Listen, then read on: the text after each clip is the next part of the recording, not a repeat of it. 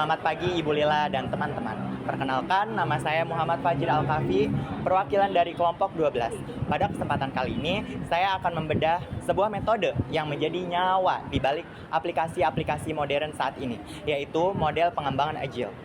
Kami akan menjelaskan mengapa fleksibilitas dan kecepatan menjadi kunci utama dalam membangun perangkat lunak di era yang serba modern ini. Mari kita simak penjelasannya. Model ini mulai dikenal luas sejak tahun 2001 setelah dirumuskan oleh sekelompok praktisi software dalam Agile Manifesto. Berbeda dengan model tradisional seperti waterfall yang kaku, Agile hadir sebagai solusi bagi proyek yang memiliki kebutuhan dinamis dan kebutuhan adaptasi cepat terhadap perubahan di tengah jalan. Mengapa kita pakai Agile? Masalah utama yang dijawab model ini adalah sulitnya model tradisional beradaptasi dengan perubahan kebutuhan pengguna yang sering berubah-ubah. Kondisi proyek, Agile sangat cocok untuk proyek dengan kebutuhan dinamis, waktu yang fleksibel, butuh feedback pengguna secara instan. Tujuan utama dari Agile adalah menghasilkan software yang fleksibel dan cepat rilis melalui proses iterasi atau perulangan terus-menerus. Alur kerja Agile terdiri dari 7 tahapan utama yang berputar dalam sebuah siklus.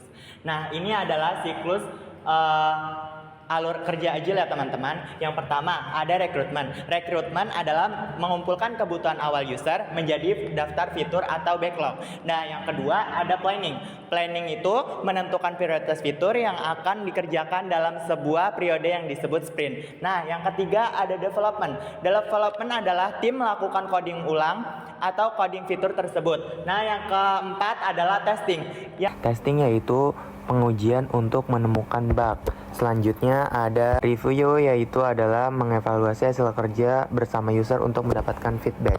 Lalu di sini ada release. Release yaitu merilis aplikasi yang sudah jadi ke publik atau melakukan perbaikan dan pengembangan ulang berdasarkan masukan sebelumnya hingga tercipta versi yang lebih baik. Kita memasuki peran dalam tim dan kelebihannya.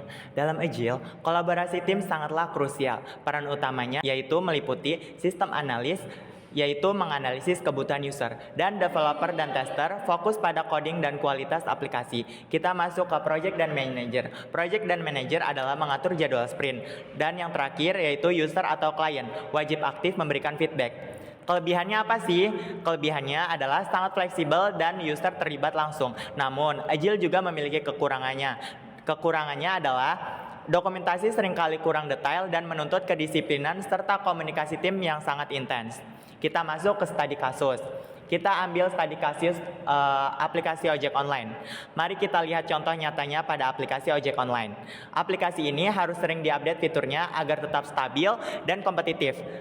Yang pertama, fokus pada fungsi dasar seperti registrasi dan pemesanan. Nah, yang kedua dan ketiga adalah penambahan fitur peta, estimasi harga, hingga pembayaran non-tunai. Sprint yang berikutnya adalah menambahkan sistem rating, promo, hingga layanan antar makanan berdasarkan masukan pengguna. Nah, inilah esensi Agile terus berkembang sesuai kemauan pasar. Kita masuk ke resikonya ya teman-teman. Tentu, Agile juga memiliki resiko seperti perubahan kebutuhan yang berlebihan atau biaya yang membengkak jika revisi terlalu banyak. Sebagai perbandingan, jika waterfall punya dokumentasi yang lengkap namun kaku, Agile lebih unggul dalam fleksibilitas dan keterlibatan user.